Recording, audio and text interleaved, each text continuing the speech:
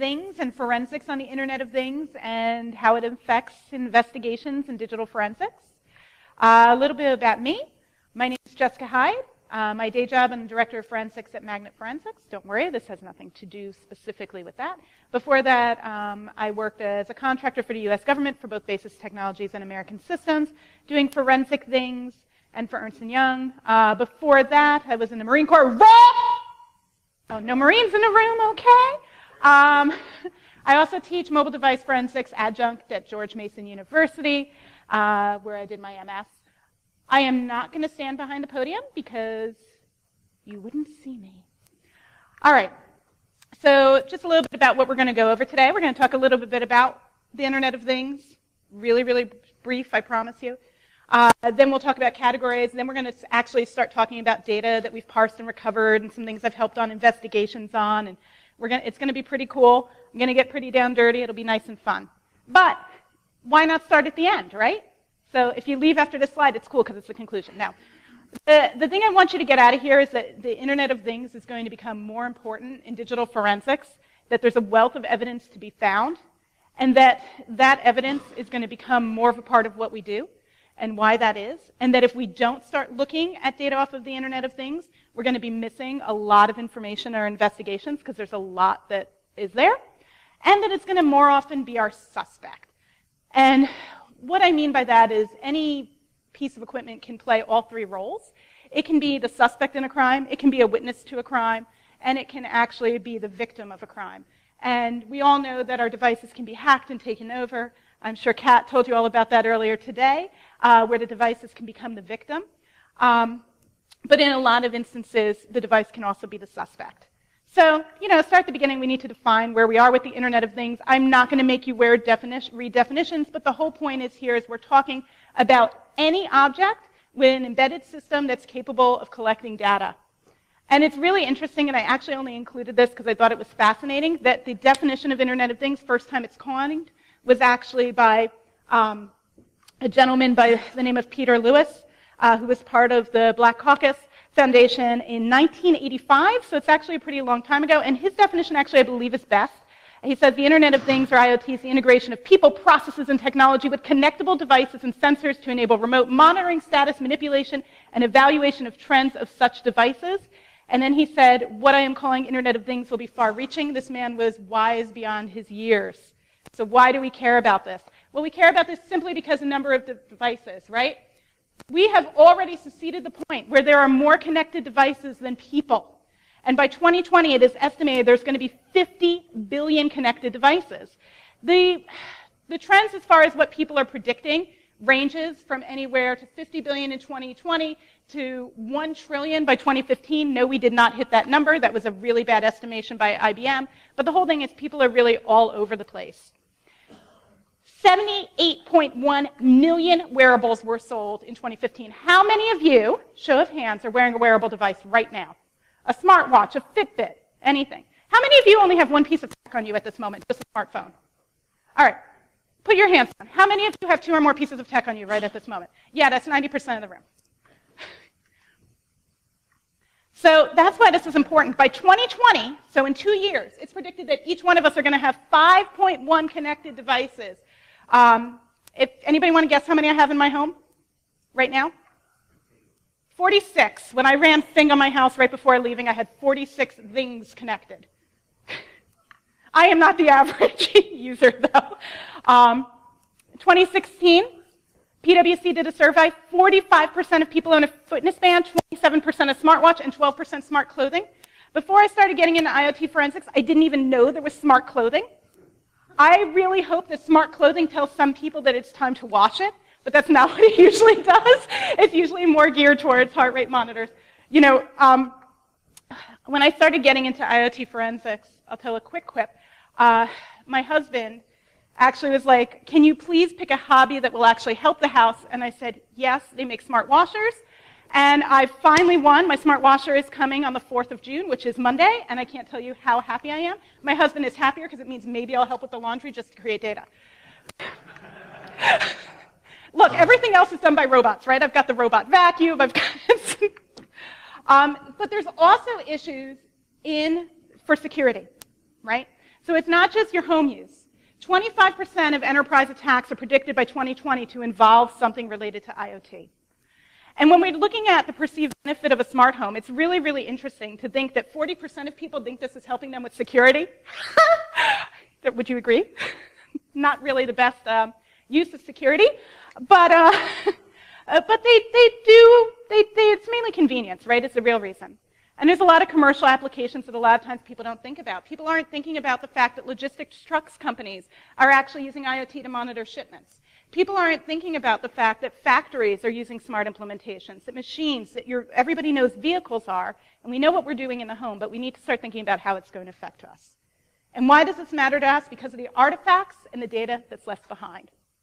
So we're going to be looking at a couple of things. We're going to be looking at smartphone data that's taken off of the paired app to the IoT device. In some instances, we're going to be looking at the devices themselves. In this instance, we're going to focus on 3 different areas today. We're going to pick a smart home device, we're going to pick a wearable, and we are going to pick something I like to call the category things that go, something in the automotive spectrum. And of these, the only one of these specific devices that I tear down the physical device and will give you pinouts for is the Echo and the Echo Dot. But based on most of my research across the spectrum, most of the useful data you're going to find lives in 2 places. It's on the paired app in the cloud. The devices actually tend to have less data stored on them, helps with size. So smartphone and cloud are usually typically going to be your best sources. So we're going to go over some categories, and it's really interesting where there are, because there's sometimes in places you don't think of. So there's actually a lot of bio information that's being controlled by IoT. Everything from heart monitoring implants, which have been used in cases to prove that heart rate isn't there, isn't elevated at a time it would, to biochip transformers on farm animals. And this is actually this case where this pacemaker, this gentleman in the UK, he set fire to his house and then claimed an insurance claim. It said, you know, that his house had caught on fire. Well, they actually pulled the data from his pacemaker and discovered 2 things. One, his heart rate did not elevate at the time that the fire was set up as if he had been scared. And 2, his heart condition did not give him the time to have packed as much stuff as he got out of his house before the fire got bad enough for him to escape. And it was questioned in court, and it was allowed to be admitted. And it was $400,000 worth of damages, and the insurance company wound up not having to pay. There is some weird stuff, guys. There are electric clams that have sensors on them, right? So when you're talking about IoT, it gets weird. Automobiles have multiple built-in sensors, multiple cars. In bold here, things we're going to talk about, smartwatches and wearables. You guys are used to them, everything from your Pebble to your Apple Watch to your Fitbit to your Samsung Gear. But IoT is also being used in places that might be really helpful when there's wrongful deaths and weird things that happen. There's DNA devices right now that are monitoring food pathogens. There are IoT devices that are used in firefighters' uniforms to predict heat and degradation and notify them when they're in danger and when they have to leave and monitor smoke. There's smart speakers, which we're going to talk about. We're going to dig into the Echo, and it'll be fun.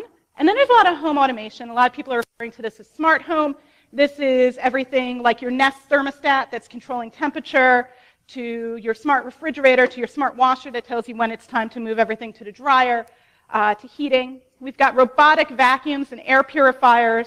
We've got vehicle infotainment systems we're going to talk a bit about. And then we have ovens, refrigerators, and freezers that use Wi-Fi for remote monitoring. And think about all the good data. Washers and dryers. I'm finally getting mine. So what my husband doesn't realize, and I don't know if he's going to watch this video. He's a pen tester, so there's a good chance. I just bought a $1,200 washer, and I'm going to take it apart. Yes! All right. So where do we find the data? I might have alluded to this before, but there are really 3 main sources of data in general, right, on the Internet of Things. You've got the thing itself, which may or may not store a significant amount of data. You've got the paired application, be it on the computer or a smartphone, and you have the cloud. Everybody loves the cloud. So let's kick it off and talk about some wearables. So I'm going to focus on one device at a time. Every single device that I'm going to talk to you about today, I have personally used in an investigation. The reason that I have exploited these devices was to help in investigations where I was assisting. So, first one we're going to talk about is Fitbit. So for those who don't know, Fitbit's actually been around for over a decade. So it's since 2007 out in California. And in 2016, they bought Pebble, which means they bought the good hardware but they only didn't buy the hardware part. They only kept the software people. In 2017, they also acquired a smartwatch startup, VectorWatch SRL, so it sounds like they're trying to keep their competition in check. I don't know that specifically.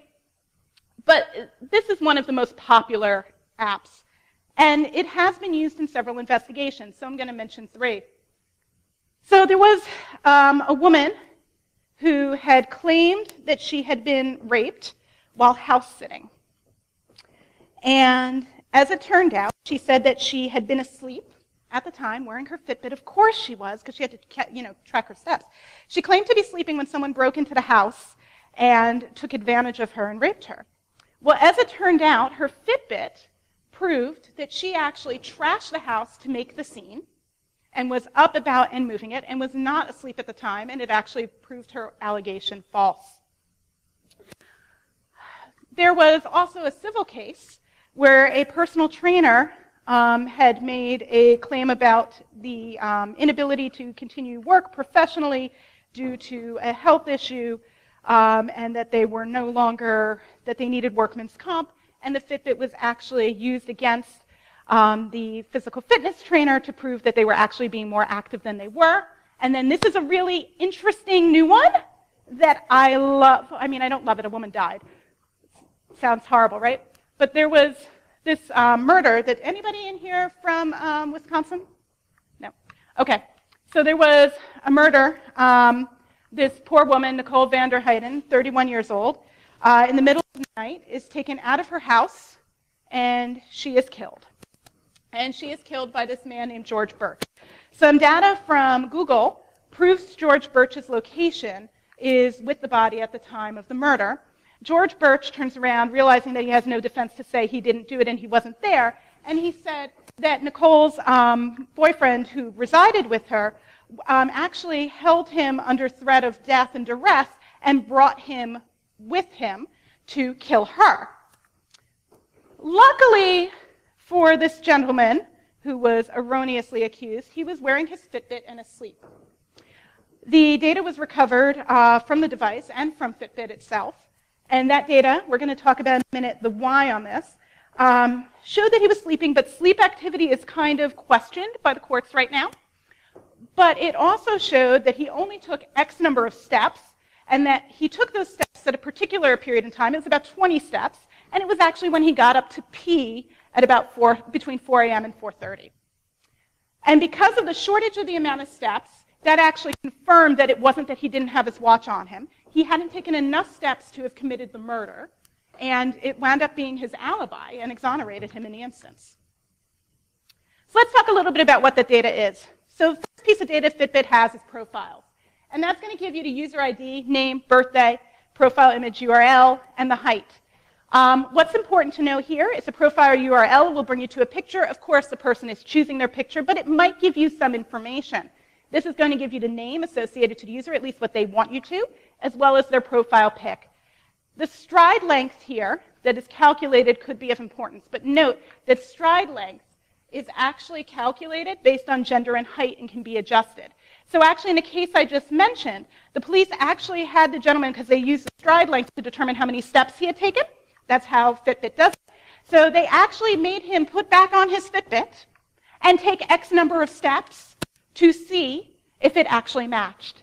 And it did. So good alibi and good work by the police department in validating, right? We got to validate and verify. It tracks your steps. Everybody knows this. But what you might not know is that it does it in 15-minute intervals, which is why I said he went to the bathroom between 4 and 4:30, because I actually don't know exactly what minute he went to the bathroom. What's very fascinating in this case is that Fitbit actually did provide data based on that user ID that was recovered. They were able to go to Fitbit, get a warrant, and get data. Fitbit provided data, and that data actually was to the minute, although I can confirm that on device, the data is stored in 15-minute intervals. So this is actually what you see. You see a start time and an end time and how many steps were taken in that time. So this can really help show a person's lack of activity, the time of activity, or a lack of inactivity. This is what, in the false rape case, got that thrown out because the woman had been up and walking around. So it really shows presence or lack of movement. It also can actually tell how many floors you've climbed. Now, as far as floors climbed, This is given on a day-by-day breakdown. So it's not minute by minute or hour by hour, but it tells you day. But this can be used to indicate overall activity for a day, as well as establish pattern of life, right? Really see a trend that people are taking from day to day. Now, one of the most important things that many Fitbits, not all, track is heart rate.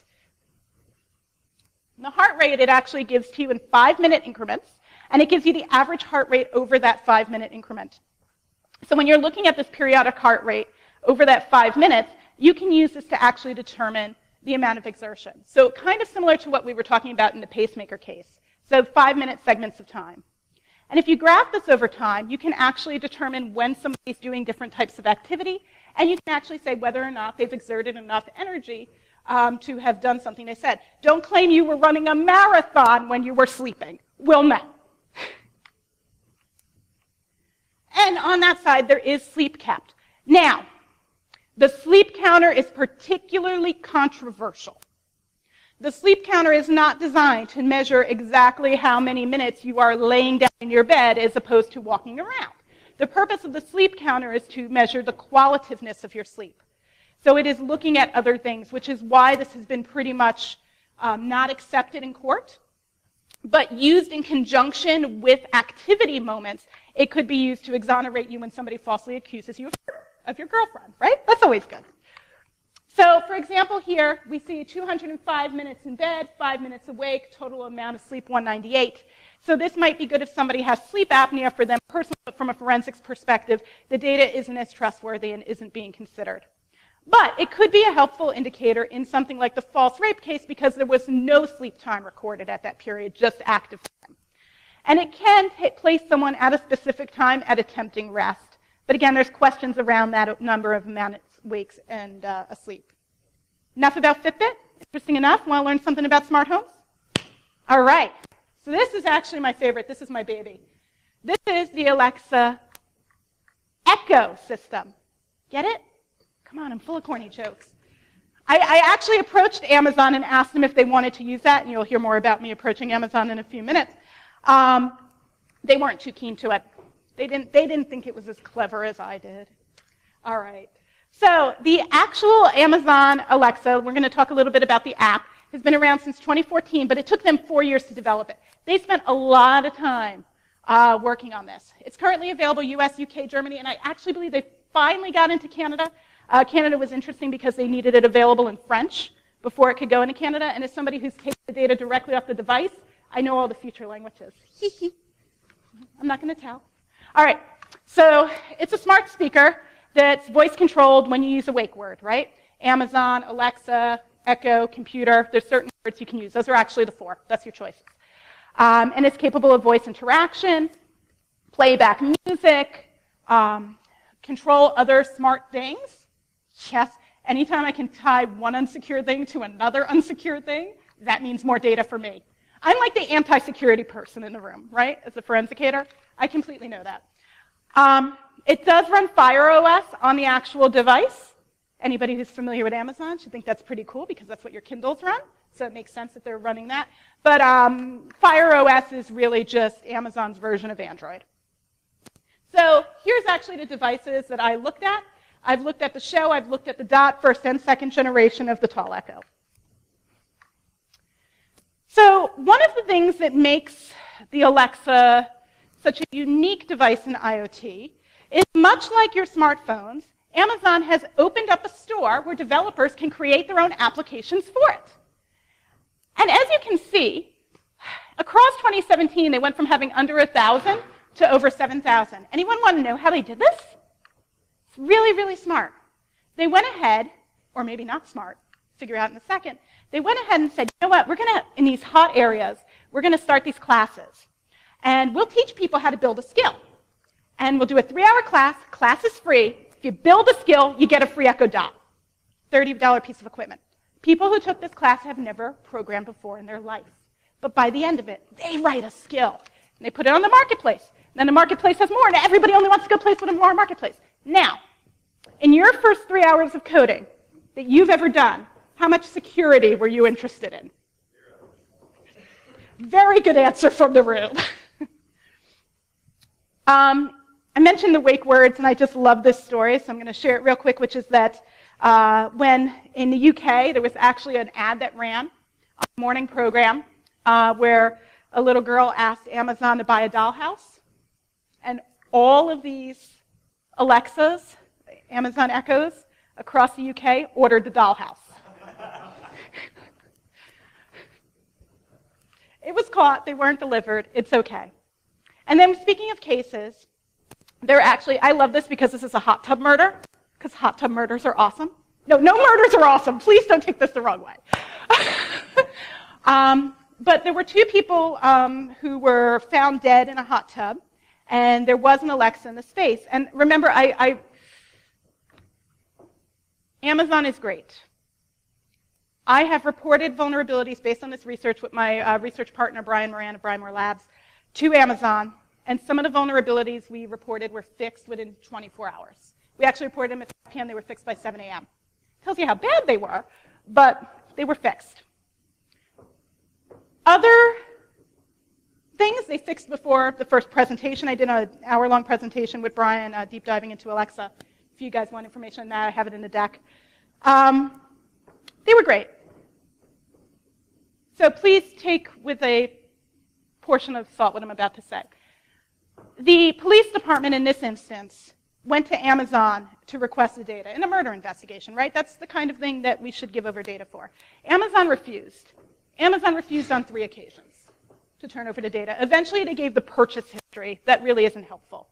All right, so let's talk about sources of data. I took these devices apart. Yes!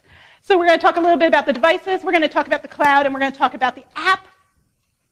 So in my research, this is the Tall Echo. This has a 4 gig ultra flash memory. I was able to ISP this device. If you would like to ISP one yourself, there is the pinout. It's published, it's public.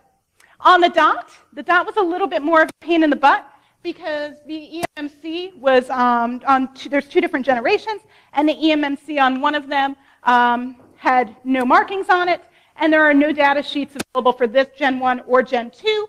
So a lot more testing on my end to figure out the pinout. Also, it's a much smaller device, no test pads, and you got to use 40 thousandths wire on this. But hey, I used it as an excuse to get a brand new JBC soldering iron that I love. Like, you guys want a good soldering iron? JBC makes an awesome one. Don't ask me how much it costs, so it's scary. So, my hobby's expensive. So there's the pinout for that if you want to pull data off of that. You can ISP either one of these using a RIF2 or an EasyRIF JTAG box. And if that's something you're interested in, see me afterwards. More direct directions will be in some write-ups I'm doing. What do you find on the device? Well, you can find some good information. You can find the Wi-Fi address. That can be useful. But what's really important is this string right here under user ID, right over my hair in the shadow here. It is at this location on the device, and that string is the keys to the kingdom. You'll see in a moment. We can get everything using that URL. Echo only stores 60 seconds of data on the device. So, if you happen to roll up upon an Echo at a scene that you need to recover, please do not go, oh, look, there's an Echo, or hey, look, Alexa, or Amazon, because you're going to say the freaking word, or even computer, because those are your 4 key words, and turn on the device and get rid of that last 60-second recording, which is probably the thing you care about. So don't do that, okay? Thumbs up. All right, so if you have done that, the data on the device is not of interest other than that string that we're going to get back to, but let's talk about what we can get off the application attached on the computer, on the phone. So from the mobile phone, we can get a lot of information. We can get user info, by the way, if you never had access to the device, and just the application that was paired to an Alexa, guess what? We get that same wonderful string. This string is amazing. Remember the string. There will be a quiz later. So this is the string we care about, this customer ID, and you'll see why. Obviously, not for reaching back to Amazon since they don't share data. That's okay. So there's some basic user info here, but that customer ID might be worth a warrant or subpoena. Not really the reason we care. Alexa tasks. So I can recover this. Alexa tasks will actually give me different things that were said, as well as similar text, the created time, the last updated time. So I can get things that were added, for example, to the shopping list. I loved using my Alexa for a shopping list. By the way, in case you guys are wondering, I have several networks in my house. I had an entire Amazon ecosystem set up. I do not have any Amazon devices live in my house anymore. Okay? I do currently have a Google Home Live, but that is for testing purposes. What you're going to get for each task is this resource URL.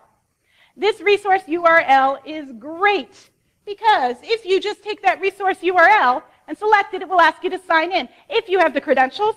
And hint, hint, most people use their Gmail and Gmail password for their Amazon account. Just happens to work that way.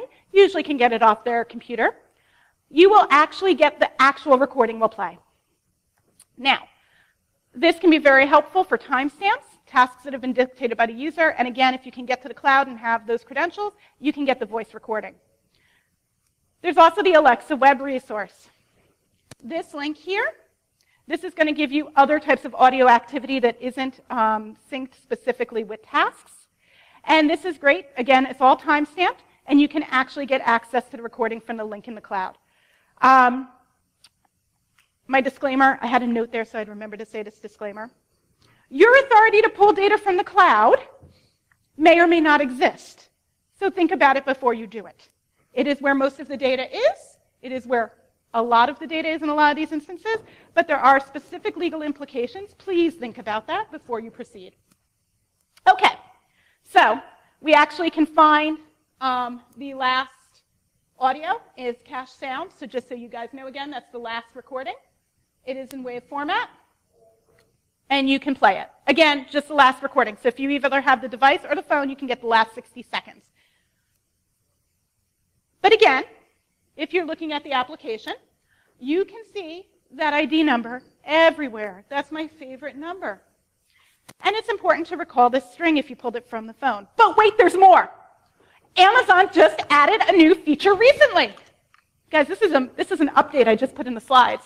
You can now pull this string directly without ever having access to the device or the attached phone. All you need to do is log into anyone's Amazon account, your own included, go to Profiles, and go ahead and search. Actually, if you enter https://www.amazon.com/gp/profile, it'll ask you to log in, you get a search bar. You can type in anyone's name. When you type in their name, guess what happens? You're brought to their profile page. It could be blank if they set it up blank for security reasons, but guess what that URL has? That ID. And I haven't even told you what that ID is good for yet. Well, guess what? You can take that ID number and plug it into any one of these lovely URLs. If you use any one of these URLs, you will get back all of the calls and messaging, all of the contacts, all of the devices, all of the Wi-Fi contacts. There's more, trust me. But basically, anything I can pull from the API, as long as I know that string, I can get it. You may or may not be asked for credentials.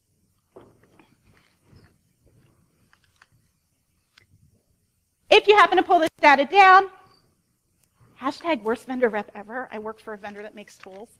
Here's a plugin for Autopsy, which is open source, that Mark McKinnon wrote. It'll parse both Alexa and Casa data. So Casa makes TP-Link, makes a whole bunch of IoT devices that are integrated. I did briefly mention, it's not really part of this presentation, that there were some vulnerabilities found in Alexa during our research. There were also some vulnerabilities found in TP-Link, all of which were reported, things were fixed. Mark McKinnon, thanks for writing some plugins based on our research. This is actually how that cloud data looks if you pull that down. And I just want to provide, because if anybody wants to copy these slides, they can. At both the SANS Differ Summit and then updated research at OSDFCon last year, we did some presentations on this, and we get a little bit more into the vulnerabilities and the TP-Link stuff. So if you want to see that, just let me know. Things that go. It's my favorite new category of IoT because it includes anything from drones to self-driving cars to OnStar. Again, I'm speaking about things I've looked at in investigations before. So, OnStar has actually been around for a long time, since 1996, so over 20 years. Headquartered here in the US, in Detroit. It's a subsidiary of GM. And it's basically a subscription-based service for turn-by-turn directions, calls, etc. But it's available all over the world: US, Argentina, Brazil, Mexico, Europe. In Europe, it's known as ChevyStar. I'm sorry, ChevyStar in Latin America, it's Opel in Europe. And the reason that we care about this is over 6 million customers. So let's see what we can get off of this. There's also aftermarket. So even if you don't have a Chevy or a GM vehicle, it is possible that it has OnStar. And there have been some pretty cool hacks, right? So have any of you heard of PwnStar? So PwnStar was an attack that used man-in-the-middle to actually be able to unlock vehicles or start them. And GM went ahead and patched this about 13 days after it came out. So there have been some attacks. All right, so OnStar, remote link. You can get the account information. Now, this account information is very valid if you get a phone that was paired with the device, and now you have a VIN. So if you didn't know what vehicle your particular nefarious actor was driving, you do now. And VINs are very powerful with DMV records. So if I didn't have your ID before, I do now. So this could be really important if you're going to subpoena or find an additional scene. Of course, there's timestamps for doing the registration. But if a VIN provides you details about about a vehicle you didn't even know was involved, that's money. All right. There's also hotspot information about what hotspot is released from there. It tells you the last time updated. It, of course, includes the VIN. So this can be extremely valuable because you can get some location-based information from that. And the password's there. And anytime I can get a clear text password, I'm all about it because I can use it other places. And again, you're going to get context in terms of having a timestamp associated with a MAC address. Anytime we can tie geo and time, that's great. We also get the recent places they've searched. So you can actually request a nav route via OnStar. So send me to Voodoo Donuts. And if I say send me to Voodoo Donuts in Austin, it's going to go there. You'll note that these are addresses in Waterloo, Ontario. It gives me a timestamp, and it tells me if the route was successfully sent to the device. Doesn't tell me if I drove it, but at least I know it's an area of interest, right? Because I get that succeeded. So this can be useful because you've got timestamp data that can put the vehicle or suspect wanting a desired location at a specific time. But what's more important is when it gives you directions, what do directions give you? They tell you the start point as well as the end point. So you don't know if the person took the trip, but you do know where they were at the time they requested it, right? You can also use this to identify patterns of life. So there are remote commands. Yes, I can use my OnStar to tell my device to do things when I'm not in the vehicle. And this can include things like locking the doors of the car or retrieving the Wi-Fi status. Now, what you'll notice is some of these are user-initiated and some of them are not. So diagnostics is sent from the motor vehicle company. We will not discuss the fact that headquarters at GM is requesting data from your vehicle. That's a little interesting in and of itself. Again, you're going to get the request ID, you're going to get the VIN, and you now know when somebody remotely requested to lock the door in the car. Again, you've got good time-related information, and the events themselves could be useful if you have an instance where you're trying to prove somebody was in or not in a vehicle or somebody else was with them or not with them. Knowing if doors were opened or not opened can be helpful. There's also places of interest that are stored, and the places of interest are nice and detailed and give you Latin long, and we love anything that does that. There's also this lovely address URL. So it's going to give you location information, which can tell you areas that the target might be interested in going in frequently because they're saved. You can also get the wireless carrier. Now, this is important for anybody. Has anybody here ever dealt with CDRs? CDRs are call data records. These are the actual records you get from the telco about communication with the device. Now, what you may not realize is that if you have OnStar, you've got an extra SIM in your vehicle.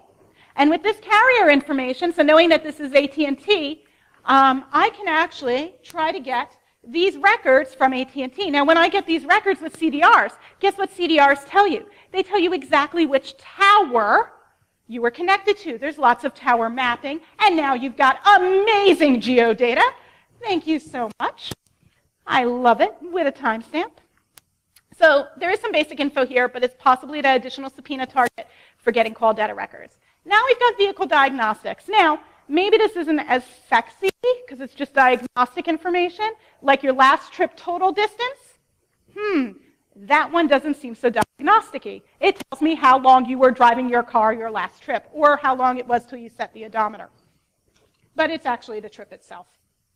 So not necessarily a smoking gun, but if somebody went to a lot of lengths here to establish an alibi, or say they weren't doing something or were doing something, or that they, drove to the grocery store, but their last trip was 500 miles, they might have gone a little bit further. We've also got just blank vehicle info, but in that vehicle info, we also get the account number, the year and make of the vehicle, etc. So if you thought the VIN wasn't enough to go on before, now you have more than just the VIN, because now you've got the make, model, and the phone number for that SIM card in the vehicle. So this is more ownership information, and it's going to tie a particular person to the vehicle. All right. So there are further things to research here and other considerations we want to take. In terms of those, again, I didn't do a lot of data diving into the data off device for the OnStar or the Fitbit. I'm pseudo-lying. I did take data off an OnStar several years ago, but it's not recent enough to have been part of this information. And to get that data off, a lot of times you may have to JTAG chip off or ISP, and that's going to take a little bit more extensive training and preparation and knowledge in order to be doing that. So it might not necessarily be in the same wheelhouse. If it is, even better. And in terms of data on the cloud, it's not the data there. It's, are you legally and acceptably able to get to it via your policies? The biggest issue with cloud is freaking amazing amount of data. Man, I mean, everything from O365 to looking at Google Drive and tasks, and like what I can pull off the cloud is crazy via APIs. Like, it is totally crazy. I'll give you a quick example. Google Takeouts, right? You all know about Google Takeout, right? You can pull your own data from Google. It's like your own personal retriever. For the My Activity stuff, if I pull that down, and I'm totally leaving IoT for a second, don't mind me, but the Google Home, I've been doing a lot of stuff with Google Home research, so I know I'm kind of leaving here for a moment. When you pull down Google Activity from Takeout, and it tells you what activity and what time. If I pull it via the API, it gives me geo for it as well. So sometimes there's more value to getting data directly from the API than just from the resource that you have. So I want to mention that.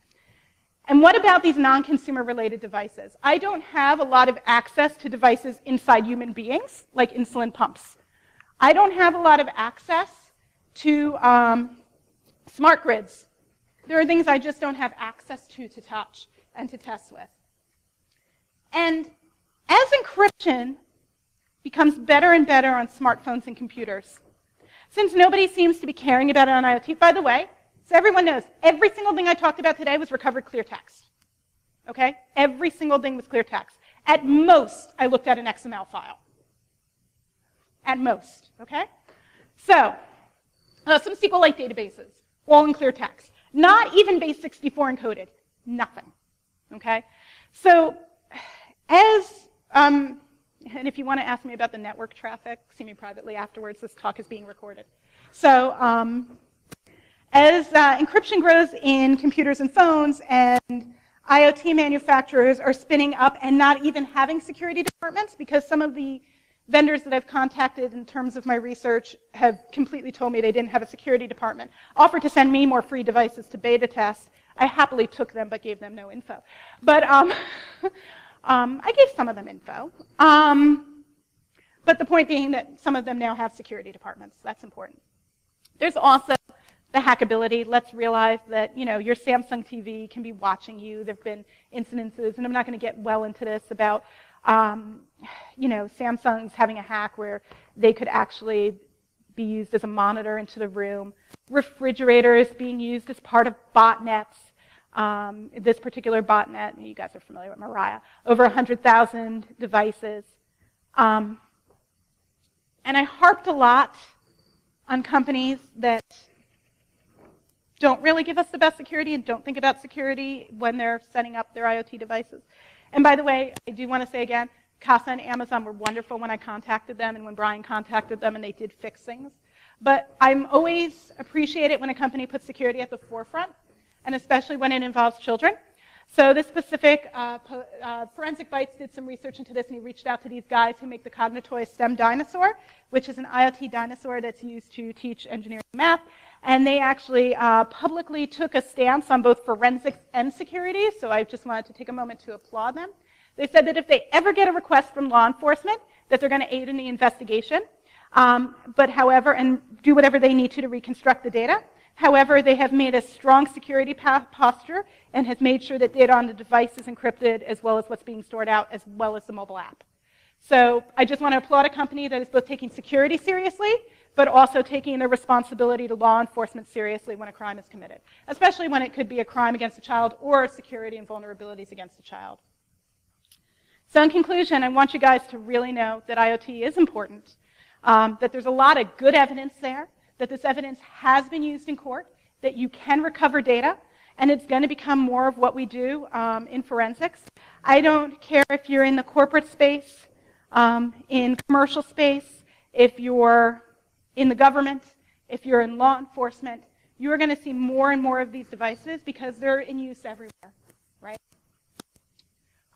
They're going to be our suspect more often. If you're not thinking about the fact that a lot of these smartwatches have cameras, and the fact that your PII of your company, even if you have a BYOD policy where you've got an MDM and you're retracting all their data, and when somebody is wrongfully terminated, you're going through their computer, if you don't think they can't snap pictures on their watch, you're wrong, right? So who's thinking about that? So at this point, I'd like to open the floor for questions. Anybody? Really? No questions? All right. So much information. Oh, ha, ha, ha. Well, thank you so much. If anybody has any questions or wants to talk about any of the network stuff or any of the vulnerabilities that I didn't talk about, I'm happy to talk about those off camera. Thank you. Have a great day.